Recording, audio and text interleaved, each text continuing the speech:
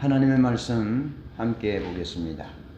오늘 우리에게 주시는 하나님의 말씀은 마태복음 1장 18절부터 25절까지의 말씀입니다.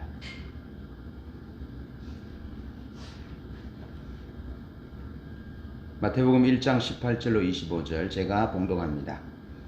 예수 그리스도의 나심은 이러하니라. 그의 어머니 마리아가 요셉과 약혼하고 동거하기 전에 성령으로 잉태된 것이 나타났더니 그의 남편 요셉은 의로운 사람이라 그를 드러내지 아니하고 가만히 끊고자 하여 이 일을 생각할 때에 주의 사자가 현몽하여 이르되 다윗의 자손 요셉아 내 아내 마리아 데려오기를 무서워하지 말라.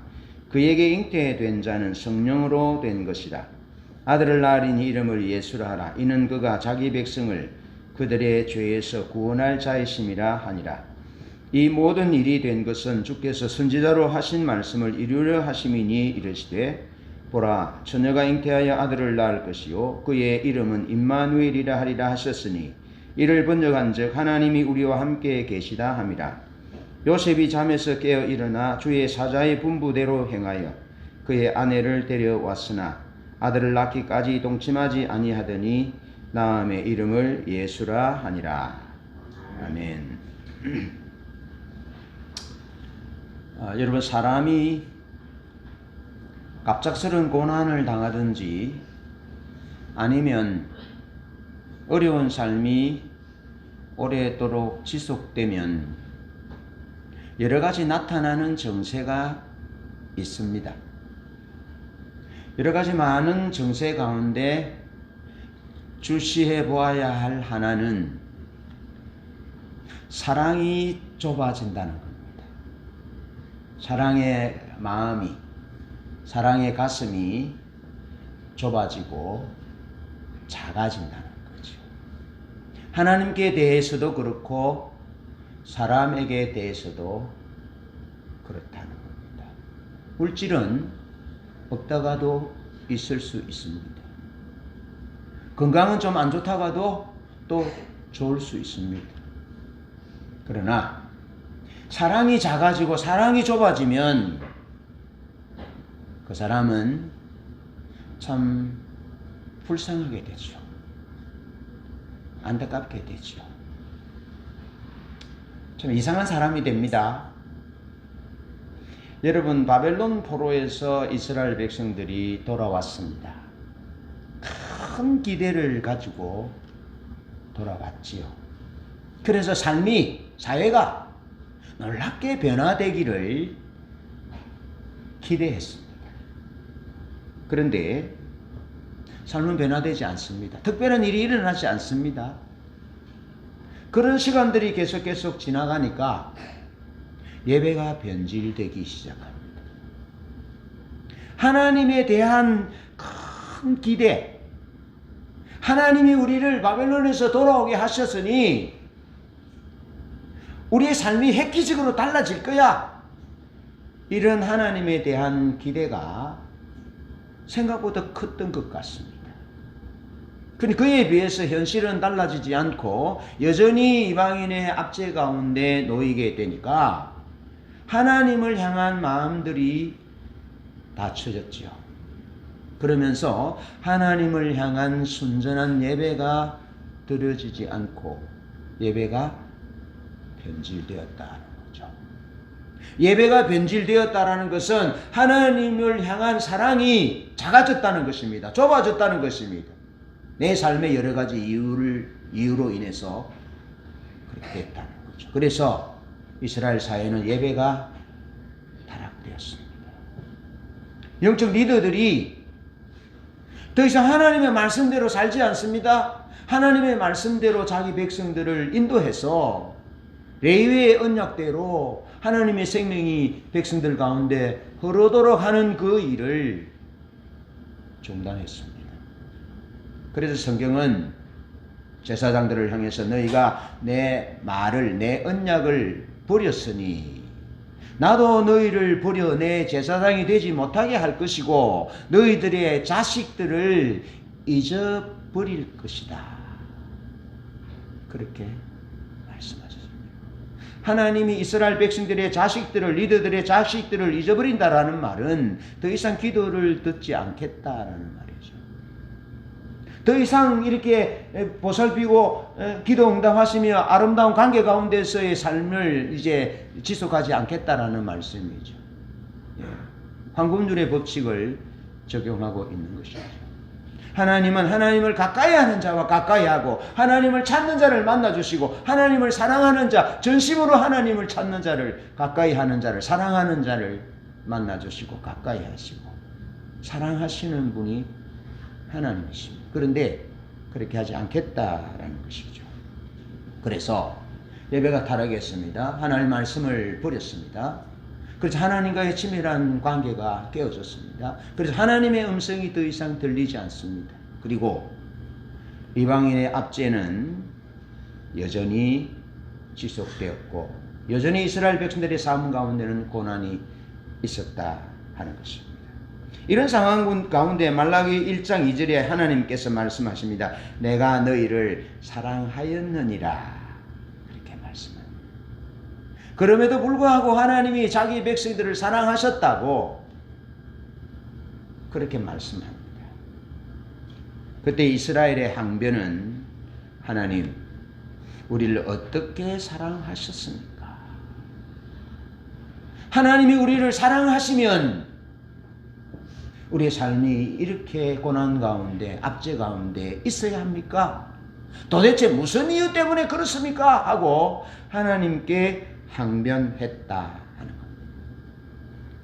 고난이 있고 어두움이 지속되면 도움을 기대하는 하나님께서 자신들의 기대를 저버린 듯하여 하게 느껴질 때 누구든지 하나님께 대하여 던질 수 있는 질문입니다. 너나 할 것 없이 누구든지 하나님을 향하여 항변할 수 있습니다. 그러나 중요한 것은 어렵고 고난과 절망적인 상황 가운데 하나님 우리를 사랑하신다면서요? 라고 질문할 수 있어요. 누구든지 그렇게 질문할 수 있습니다. 그 질문 자체를, 그 항변 자체를 하나님은 하지 못하도록 막으시는 전제 군주가 아닙니다. 하나님은 우리의 작은 신음에도 귀를 기울이시고 우리의 부르짖음과 우리의 고통을 보시고 아시는 사랑하는 아버지이신 거죠. 예. 누구든지 그렇게 항변할 수 있습니다. 그러나 문제는 하나님을 향하여 우리의 마음이, 사랑이 좁아진다면, 작아진다면, 그리고 하나님이 우리에게 주신 삶에 대해서, 사람들에 대해서 사랑이 좁아지고 작아진다면 그때는 우리 삶의 심각한 현실을 초래하게 된다는 것입니다. 아무리 어려워도 하나님을 향한 사랑의 마음, 하나님 우리를 사랑한다는 그 신뢰의 마음은 작아져서도 좁아져서도 중단되어서도 안 된다는 것이죠. 언제나 그것이 열려져 있어야 한다는 거죠. 그래서 하나님이 그렇게 말씀하시는 거죠. 내가 너희를 사랑한다. 내가 너희를 사랑했고 또 너희를 사랑한다. 그렇게 말씀하고 계십니다. 오늘 본문은 이런 이스라엘과 우리들의 현실 앞에서 하나님이 어떻게 사랑하고 또 어떻게 사랑하시는지에 대해서 말씀을 세 가지로 나누려고 그럽니다. 먼저 하나님은 자신의 약속에 신실하심으로 우리를 사랑하십니다. 하나님이 우리를 사랑하시는 것은 우리와 맺은 하나님의 언약에 신실히 이행하심으로 내가 너희를 여전히 변함없이 사랑하고 있다라는 것을 보여주고 있습니다. 창세기 15장 1절로 16절에 보면 하나님이 장막 안에 있는 아브라함을 불러내셔서 하늘의 별을 보게 하시잖아요. 그러면서 내 후손이 하늘의 별과 땅의 모래와 같이 많게 하겠다. 그렇게 하셨어요.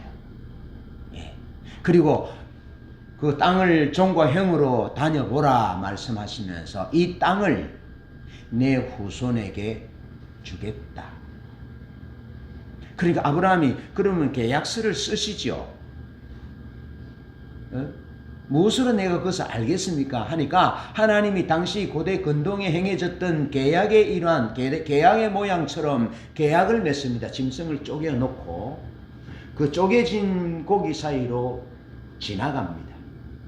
그래서 갑과 을이, 을과 갑이 쪼개진 고기 사이로 지나가면서 갑과 을과 갑 중에 누구든지 한 사람이 이 계약을 위반하면 이 쪼개진 고기처럼 쪼개져도 좋습니다 라는 계약이 당시의 계약의 형태였다라는 것입니다.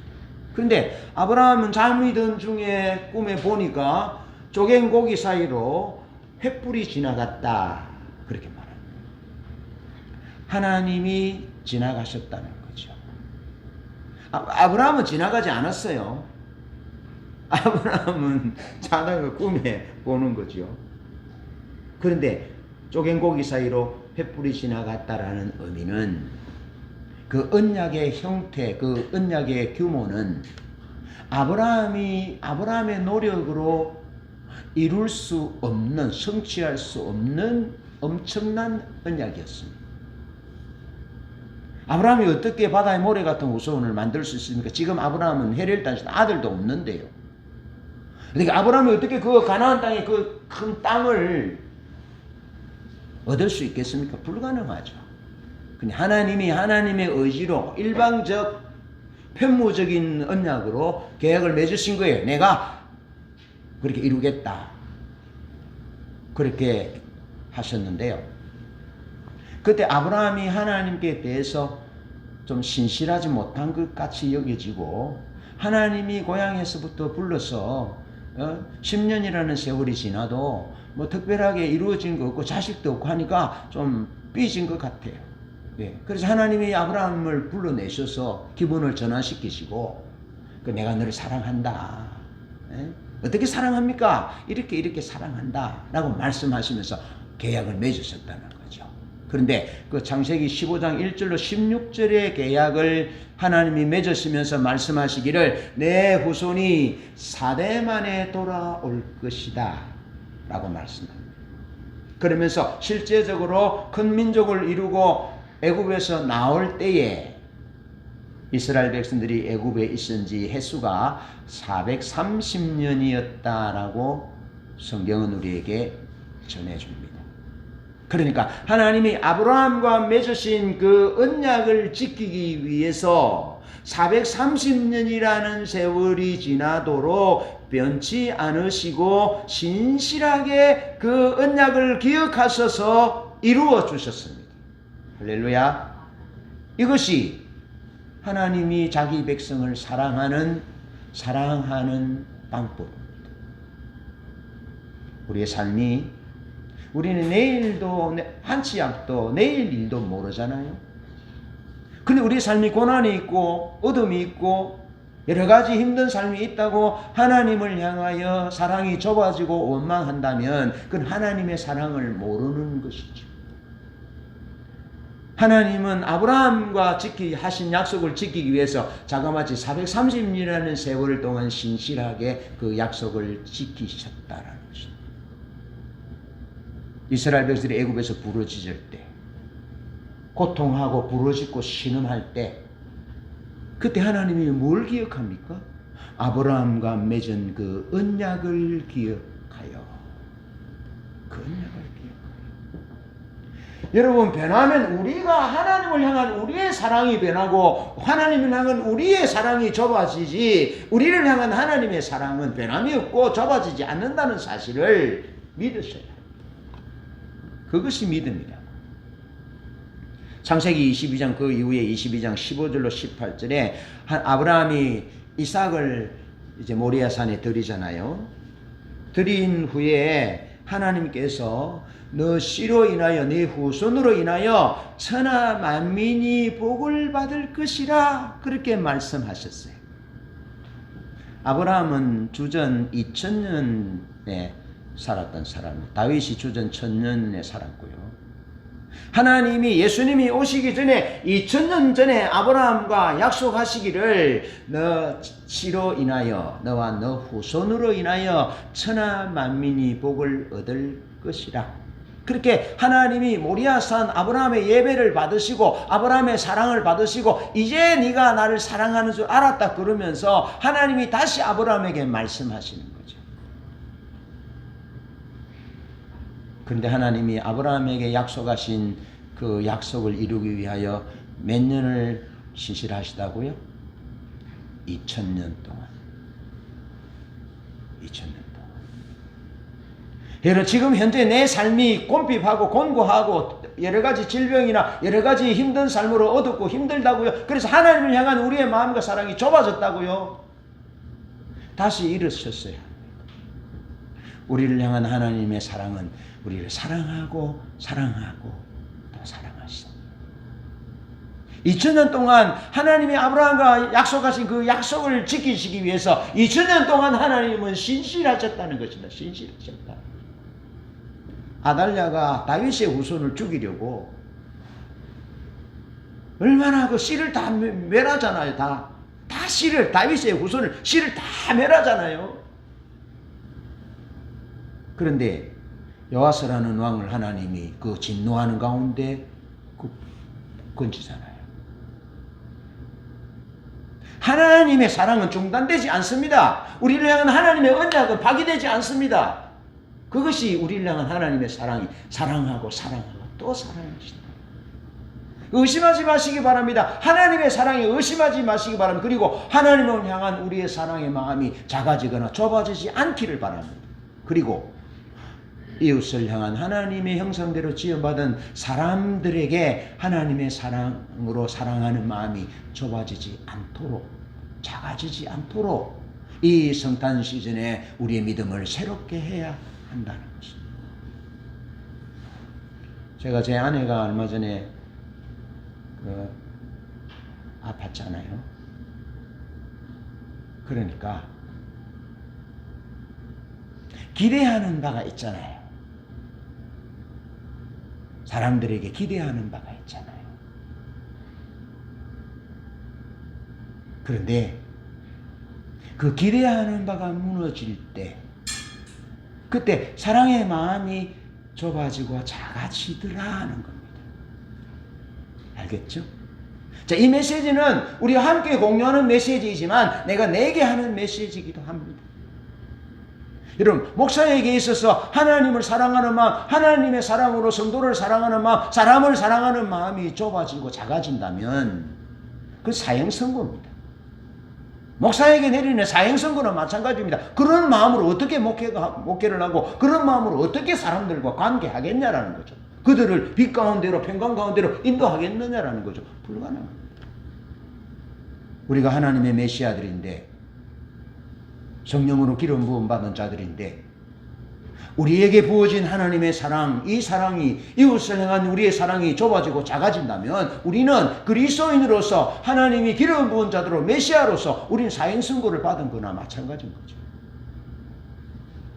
여러분, 하나님이 이 성탄절이라는 이 절기를 우리에게 주시고 교회 절기들을 부활절과 고난주간 이런 절기들을 주시고 주일을 주시고 하나님이 예배하도록 해 주신 것은 우리에게 무한히 하나님이 주신 은총이라는 사실을 믿었어야 합니다. 왜? 우리가 그런 절기와 예배와 안식일과 예배 장소 시간들을 통해서 우리의 믿음을 새롭게 돌아보고 우리의 마음이 하나님을 향한 사랑과 사람을 향한 사랑이 작아지지 않도록 좁아지지 않도록 새롭게 하시는 성령님이 우리를 간섭하시고 권고하시기 때문에 우리가 회복될 수 있는 것이죠.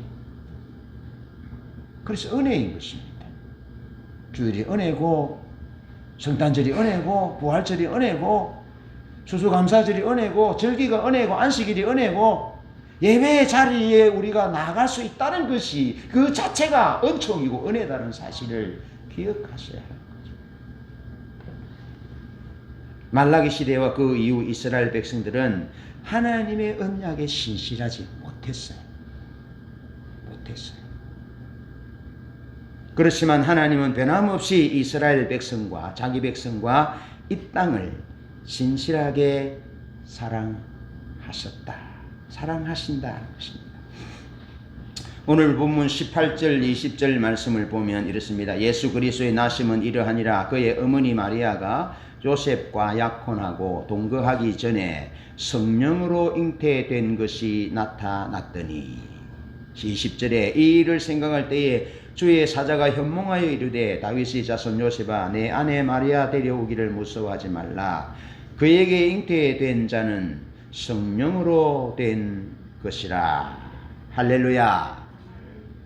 여러분, 말라기 시대의 질문이 계속 이어지고 있습니다. 고난 가운데 하나님의 고난과 하나님의 말씀을 버리고 하나님의 언약에 신실하지 못한 그런 백성들 상태 가운데서 하나님이 우리를 사랑하셨다고요. 사랑하신다면서요. 어떻게 사랑하셨습니까? 라는 질문이 계속되고 있을 때 하나님께서 말씀하십니다. 너희들의 눈에는 내가 보이지 않고 아무 일도 하지 않는 것처럼 보이지만 나는 너희를 위하여 일하시는 하나님이다. 태초에 흑암이 깊음 가운데 있고 하나님의 신은, 하나님의 성령은 수면에 운행하셨다. 흑암 가운데 아무것도 없는 가운데 하나님의 성령은 수면에 운행하시면서 빛이 있으라 말씀하셨고 빛을 만드셨고 자연 만물을 만드셨고 모든 것을 아름답게 만드시는 살아계시는 하나님, 만물을 새롭게 하시는 하나님이 성령 하나님이십니다. 그 성령 하나님이 흑암으로 가득한 절망 가운데 우리를 어떻게 사랑하십니까? 라고 묻는 그 백성들을 향해서 성령으로 역사하고 계시는 것입니다. 성령으로 마리아에게 메시아가 잉태되도록 하나님이 일하고 계십니다. 그걸 보셔야 된다는 겁니다. 왜 성령으로 잉태합니까? 예수님이 요셉의 아들이 아니라 마리아의 아들로 잉태되어야만이 참 사람이 되는 것입니다. 아담의 원죄가 적용받지 않는 거룩한 완전한 사람이 될 수 있기 때문에 하나님은 성령으로 예수님을 마리아에게 잉태되게 하셨다는 것입니다. 예수님이 아담의 원죄가 적용되지 않는 거룩한 참 사람으로 잉태되셔야만이 우리의 저주의 운명을 끊을 수 있기 때문에, 해결할 수 있기 때문에 하나님이 그렇게 주밀하게 계산하셔서 성령으로 마리아에게 예수님이 잉태되게 하셨다는 것입니다. 하나님이 우리를 어떻게 사랑한다고요? 하나님이 우리를 사랑하기나 하시냐고요? 그렇게 항변할 수 있지만 하나님은 조용히 성령으로 일하고 계신다는 거예요. 그래서 요셉의 죄성을 뛰어넘으시고자 성령으로 개입하셨고 말씀이 육신이 되는 일을 위해서 성령으로 개입하셨다는 것입니다. 말씀이 육신이 되는 일은 성령님이 아니면 불가능한 것입니다. 하나님의 역사가 아니면 불가능한 것입니다. 어떻게 말씀이 육신이 됩니까? 성령이 역사하셔야만 되는 것이죠. 그 일을 하셨고 베드로후서 1장 21절에 보면 하나님의 말씀은 성령의 감동으로 되었기 때문에 사사로이 풀 수 없다라고 말씀하십니다. 그래서 성경 말씀을 기록함에 있어서 문자적인 하나님의 말씀을 기록함에 있어서도 성령님이 역사하셔서 성경을 기록하고 있는 것입니다. 인간의 연약함과 인간의 죄성으로 인해서 하나님의 말씀이 오류를 일으키지 못하도록 하나님이 성령으로 역사하셨다는 것입니다. 그래서 하나님의 백성들이 하나님의 올바른 진리를 따라서 하나님의 나라에 이룰 수 있고 하나님과의 관계 가운데 깊이 들어올 수 있도록 하나님이 그렇게 말씀이 육신이 되게 하셨고 문자적으로 기록되는 말씀을 기록할 때도 인간의 죄성과 연약성을 해결하시기 위해서 성령으로 역사하셨다는 것입니다. 할렐루야. 성령님은 위로자이시고 성령님이 역사하시고 운행하시는 것은 하나님이 우리를 그렇게 사랑하심을 보여주고 있습니다. 지금도 성령 하나님은 살아계셔서 우리를 위하여 일하십니다. 주밀하게 일하십니다. 그래서 바울은 로마서 8장 26절로 27절에서 이렇게 고백합니다. 이와 같이 성령도 우리 연약함을 도우시나니 오직 성령이 말할 수 없는 단식으로 친히 우리를 위하여 친히 간구하시는 말할 수 없는 단식으로 우리의 연약함을 위해서, 우리의 연약함을 도우시기 위해서 성령이 말할 수 없는 단식으로 친히 간구하신다. 그렇게 말씀하시고, 마음을 감찰하시는 이가 성령의 생각을 아시나니 이는 성령이 하나님의 뜻대로 성도를 위하여 간구하시니라. 할렐루야.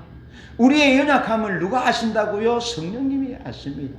우리가 빌바를 알지 못하지만 성령님이 마땅히 우리의 필요를 위해서 성령님이 친히 간구하신다. 할렐루야. 수면에 운행하신 성령님은 지금도 여전히 살아 계셔서 신실하게 역사하십니다. 우리를 강하게 하시고 우리의 삶의 어둠을 밝히시고 우리를 새롭게 하셔서 우리를 하나님의 사랑 위에 견고히 서도록 하십니다. 하나님의 사랑이 우리 가슴에 좁아지지 않도록, 작아지지 않도록 풍성하게 성령이 역사하셔서 사랑을 사랑할 수 있도록, 세상을 사랑할 수 있도록, 세상에 위로가 필요한 자들, 도움이 필요한 자들, 안식이 필요한 자, 구원이 필요한 자, 하나님이 필요한 자에게 그 사랑을 전해주도록 하기 위해서 지금도 하나님은 성령으로 역사하시고 성령의 역사를 통해서 내가 너희를 사랑한다, 사랑한다, 사랑한다, 이처럼 사랑한다, 그렇게 말씀해주고 있는 것입니다. 그 사랑에 강하시기를 바랍니다. 그 사랑이 풍성하시기를 바랍니다. 그 사랑의 토대 위에 서시기를 축복합니다. 두 번째로, 죽기 위해 우리에게 오심으로 우리를 사랑하고 또 사랑하십니다. 하나님 우리를 사랑하신다고요? 어떻게 사랑했습니까? 어떻게 사랑하십니까? 계속되는 질문에 하나님께서 이렇게 말씀하시죠. 이사야서 9장 6절에 이는 한 아기가 우리에게 낳고 한 아들을 우리에게 주신 바 되었는데 그 어깨는 정사를 메었고 기묘자라 모사라 전능하신 하나님이라 하리니, 하나님이 친히 한 아기의 모습으로 우리에게 오셨다. 우리에게 하나님이 주셨다. 선물로 주신 거지요. 그것이 은총인 것이죠. 여러분, 그런데 이것은 우연히 일어난 사건이 아닙니다. 이미 존재하신 하나님의 아들이신데 이사야 9장 6절의 예언은 예수님이 태어나기 전 700년 전에 주어진 예언입니다. 이미 700년 전에 이사야를 통해서 하나님이 말씀하셨어요. 좀 전에 말씀을 나누었듯이 아브라함에게 창세기 22장에 하나님이 너와 내 후손으로 인하여 천하 만민이 복을 받을 것이라 말한 이 후손은 예수 그리스도를 말합니다. 이 예수 그리스도를 보내주기 위해서는 적어도 아브라함에게는 2000년 전에 약속하셨어요. 그보다 앞서서 아담이 범죄했을 때 여러분, 여자의 후손은 내 머리를 상하게 할 것이다 라고 말씀 더 거슬러 올라갑니다. 그리고 창세전에 내재적 삼위일체 하나님께서는 천지 만물을 창조하시기 전에 우리 인류의 구원을 위해서 예수님을 사람의 모습으로 보내셔서 십자가에 죽게 하심으로 우리의 구원을 완성하실 것에 대해서 천지를 창조하시기 창세전에 내재적 삼위일체 하나님께서 의논하셨다는 것입니다. 그래서 육을 입고 오시고 십자가를 지고 죽으셔서 우리의 구속을 이루시는 것은 성자 예수님의 고유한 점유 사역이라는 것입니다. 그것을 창세전에 의논하셨다는 것입니다. 삼위일체 하나님께서 의논하셨다는 것입니다. 우리에게 임한 예수 그리스도는 우연히 오신 분이 아니고 우리에게 임한 십자가를 통하여 우리의 죄 용서를 주시기 위한 그것은 하나님의 철저한 계획에서 비롯되었다는 것입니다. 하나님이 우리를 사랑하지 않는 것처럼 우리의 현실이 느껴질지라도 우리를 향한 하나님의 사랑은 수천 수백 년 창세전에 계획하셔서 우리를 이처럼 사랑하신다고 말씀하시고 계시는 거죠. 하나님이 이사야 선지자의 예언대로 오늘 본문 1장 22절 말씀에 이사야 선지자의 예언대로 예수님을 보내셨고, 바울도 갈라디아서 4장 4절에 이사야의 예언을 언급하면서 때가 참에 하나님이 그 아들을 보내사 여자에게서 나게 하시고 율법 아래에 나게 하신 것은 율법 아래에 있는 사람을 구원하기 위함이고 그들에게 하나님의 아들의 명분을 얻게 하기 위함이다 라고 말씀하고 있습니다. 그리고 하나님이 율법이 연약하여 육신이 연약하여 할 수 없는 그것을 하나님은 하시는데 자기 아들을 죄 있는 육신의 모양으로 보내어 육신의 죄를 정하사 그 육신을 쫓지 않고 그 영을 쫓아 행하는 자에게 율법의 요구가 이루어지게 하시고 율법 아래에 있는 자들을 구원하셔서 하나님의 자녀의 명분과 신분을 회복시켜 주시기를 하나님이 창세전에 계획하셨다는 것입니다. 여러분, 우리의 사랑은, 우리를 향한 하나님의 사랑은 우연한 사랑이 아닙니다. 우리에게 오신 예수 그리스도 그분도 우연히 오신 것이 아닙니다. 갈 데가 없어서 올 데가 없어서 여기 유대 땅 베들레헴에 임한 것이 아닙니다. 우리의 가슴에 임한 것이 아닙니다. 그것은 하나님이 창세 전부터 디자인하신 하나님의 계획이시다라는 거죠. 그것이 하나님이 우리를 사랑하시는 방법이라는 것입니다. 사랑의 모습이라는 것입니다.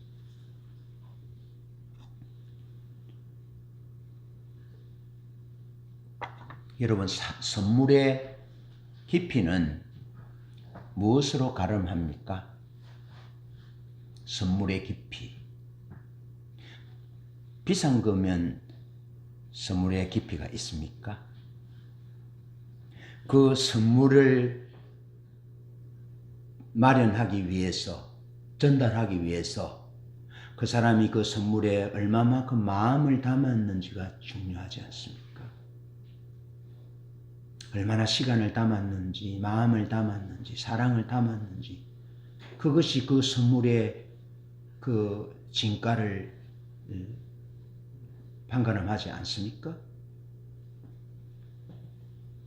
여러분, 주님의 발에 구워졌던 마리아의 옥합이 왜 귀합니까?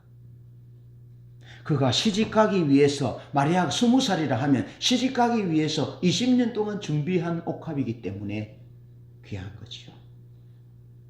20년 동안. 여러분, 다윗이 왜 귀합니까? 30년이 넘도록 하나님의 왕으로서 하나님의 뜻대로 살아보려고 그 삶을 구별하여 드린 것이, 그것이 소중한 거죠.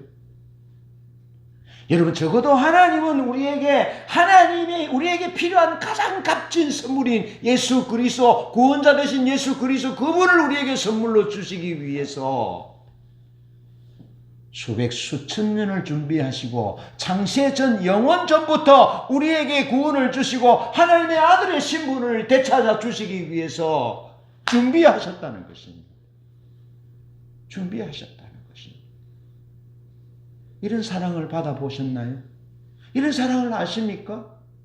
적어도 하나님이 우리를 사랑하신 사랑은 그 사랑이라. 하나님의 선물로 아들을 주신 하나님의 선물이신 예수 그리스도 그분은 적어도 우리를 향한 하나님의 사랑이 담기고 수만 창세전에 담긴 그 사랑이 우리에게 어린 아이의 모습으로 오셨다는 것입니다. 그 사랑에 감격할 수 있기를 바랍니다. 그 사랑을 먹을 수 있기를 바랍니다. 그리고 그 사랑을 먹고 그 사랑을 옷 입고 우리의 하나님을 향한 우리의 사랑의 가슴이 태평양처럼 커지시기를 축복합니다. 우리의 가족들을 이해할 수 없는 친구와 친구들을 향한 하나님이 부어진 그 사랑이 정말 인도양처럼 대서양처럼 넓어지기를 축복합니다. 넓어지세요. 하늘보다 바다보다 넓어지기를 축복합니다. 그렇게 넓어지지 않고 좁아 터지게 살면 하나님의 사랑을 모르는 거죠. 구원이라는 선물, 하나님의 자녀의 신분을 회복시키기 위해서 하나님이 준비하신 독생자 예수 그리스도를 우리에게 주시기 위하여 준비한 하나님의 준비한 세월은 말로 글로 담아낼 수 없는 그런 세월이라는 것입니다.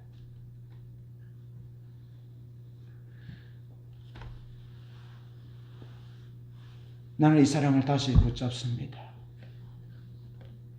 사람이다 보니 마음이 좁아질 수 있고 사랑이 작아질 수 있는데 성탄절을 맞이하면서 준비하면서 나는 다시 이 사랑을 붙잡습니다. 나는 다시 이 사랑의 토대 위에 설 것입니다. 우리 함께 서기를 축복합니다. 그래서 그 사랑의 힘으로 우리가 살아가고 섬기고 이해할 수 없는 사람에게 너털 웃음을 웃으면서 그렇게 사랑할 수 있는 것이죠. 마태복음 1장 21절에는 아들을 낳으리니 이름을 예수라 하라. 이는 저가 자기 백성을 저희 죄에서 구원할 자이심이라 하고 기록합니다. 그것은 예수님이 이 땅에 오신 것은 죽으시기 위해서 오셨다는 겁니다. 그래서 우리 위에 죽으신 예수 그리스도를 만났던 사도 바울은 나는 날마다 죽노라. 주님이 십자가에서 우리를 위해서 죽으신 것처럼 나는 날마다 예수 그리스도의 십자가 위에서 나는 죽노라. 나는 부인되고 예수 그리스도만 인정되는 그런 삶을 살기 위해서 날마다 죽었다는 것입니다. 여러분, 우리는 날마다 예수 십자가로 죽어야 합니다. 어제도 죽었다고 오늘 안 죽으면 안 되고 오늘도 죽어야 합니다. 매일매일 순간마다 예수 그리스도의 십자가로 죽어야만 우리 속에 그리스도 예수께서 사시는 것입니다.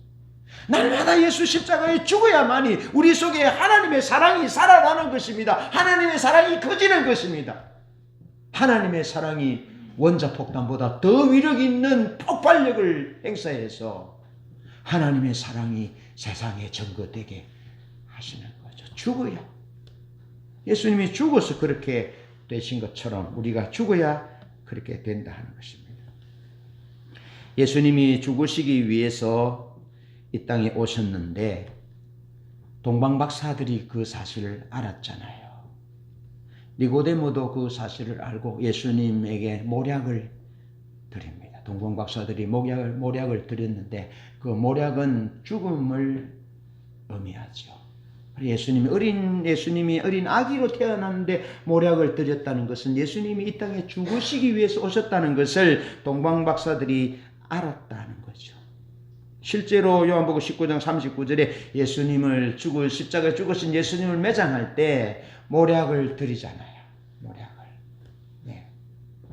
그러면서 누가복음 2장 12절에 마리아는 요셉과 마리아도 예수님이 죽기 위해 태어나신 것을 아셨어요. 그래서 마리아는 갓 태어난 아기를 강보로 쌌다. 그렇게 누가는 기록합니다. 강보는 시신을 싸는 붕대와 다르지 않습니다. 여러분, 마태는 강보와 모략이 지닌 의미를 놓치지 않았습니다. 이 아기 예수님이 세상 죄를 사하려 오셨다는 사실을 전하고 있습니다. 성경의 하나님은 인간을 벌주시는 하나님이 아닙니다. 고통을 싸매시고 치료하시고 구원하시는 분이 우리의 하나님이십니다.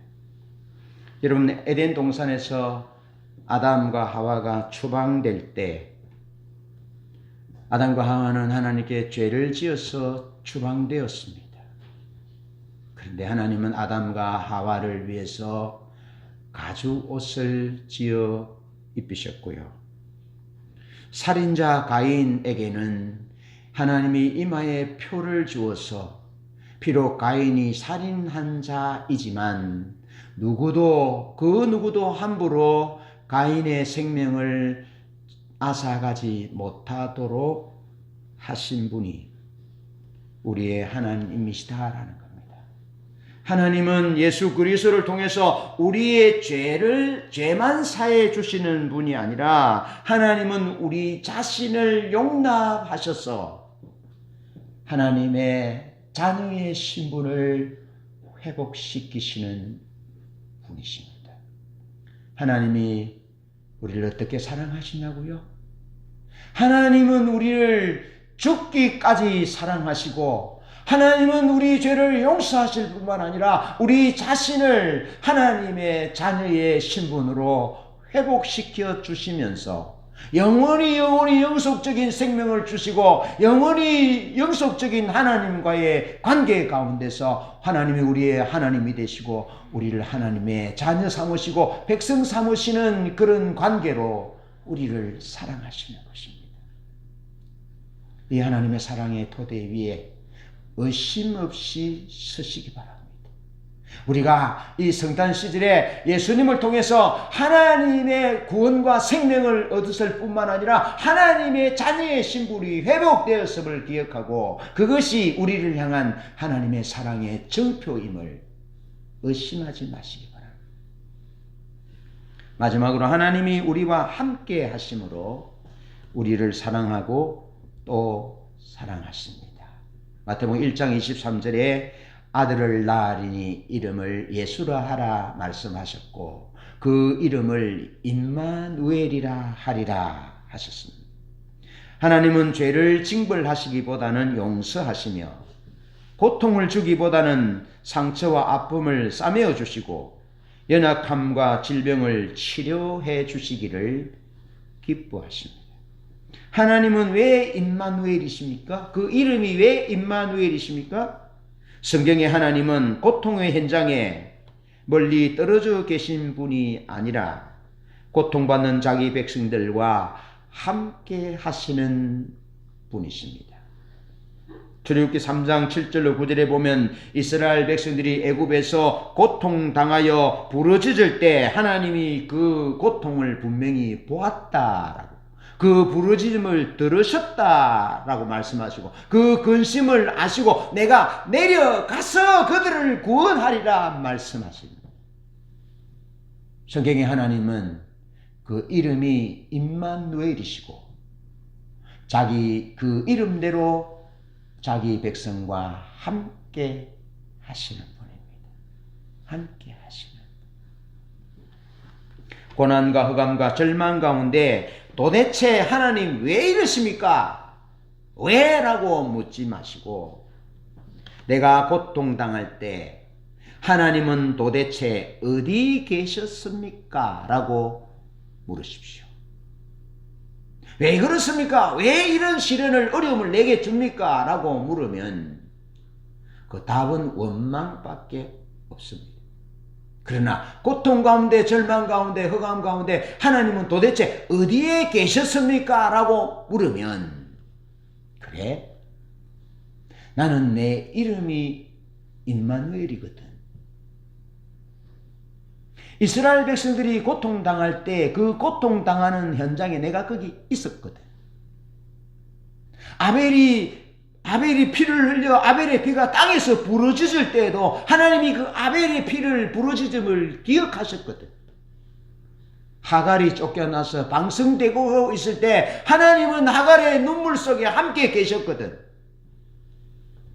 다니엘의 세 친구가 7배나 더 뜨거운 불구덩이에 떨어졌을 때 성경은 하나님이 거기에 함께 계셨다.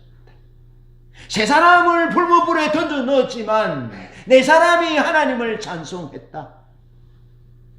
하나님이 거기에 함께 계셔서 그들의 옷도 그들의 머리카락도 하나 타지 않는 온전한 몸으로 하나님이 보존하셨음을 다니엘서는 우리에게 보여주고 있습니다.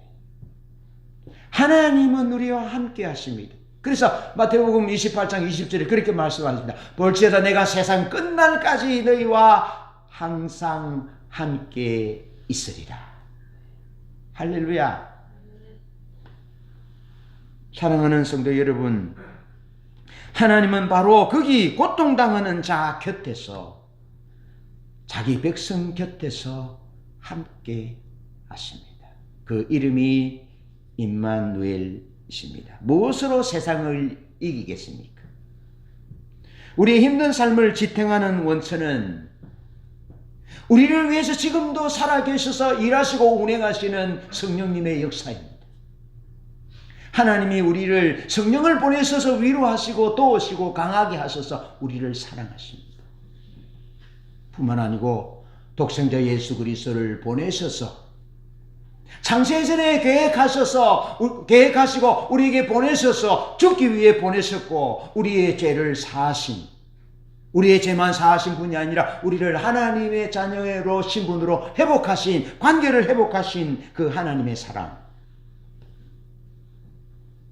풀무불에도 절망 가운데도 질병 가운데도 어떤 가운데서도 임마누엘로 함께 하시는 이 하나님의 사랑이 우리의 삶을 지탱하는 원천인 것입니다. 이 성탄절 시즌에 하나님의 사랑에 토대하여 하나님의 사랑에 결코 우리의 믿음과 사랑이 좁아지지 않고 작아지지 않고 부어지신 하나님의 사랑으로 충만하여 우리의 체계 내에 있는 죄인들을, 연약한 자들을, 환난 가운데 있는 자들을 하나님 왜 이렇습니까? 라고 묻는 자에게 하나님이 임마누엘이라고, 하나님이 우리를 사랑하신다고, 그렇게 하나님의 사랑으로 사람들을 사랑함으로 하나님의 사랑을 보여주고 우리의 삶에서 승리하는 우리 모두 되시기를 주님의 이름으로 축복합니다. 아멘. 찬양하겠습니다.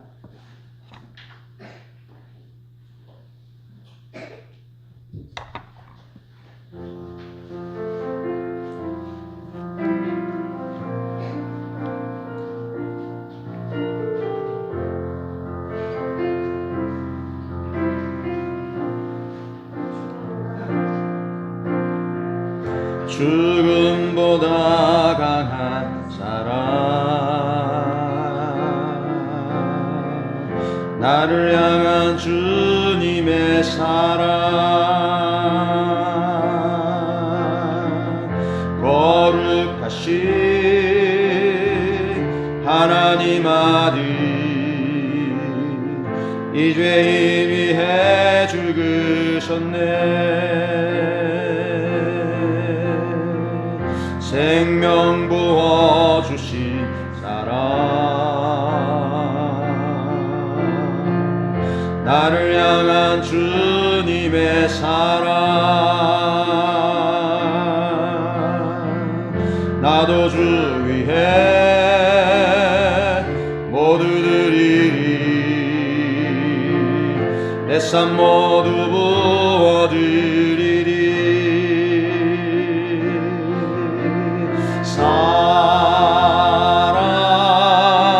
사랑해요, 내 맘 드려요,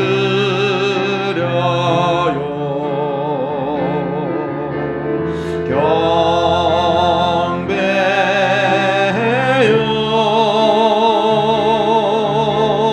내 삶을 드려요.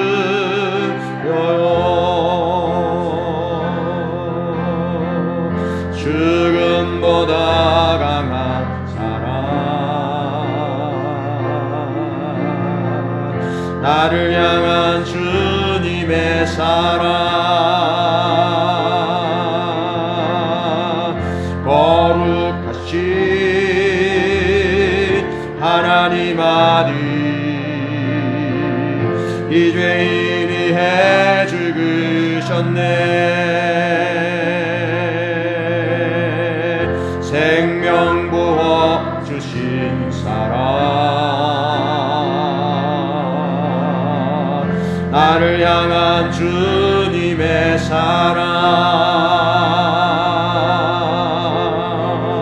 나도 주 위해 모두 드리리, 내 삶 모두 부어드리리.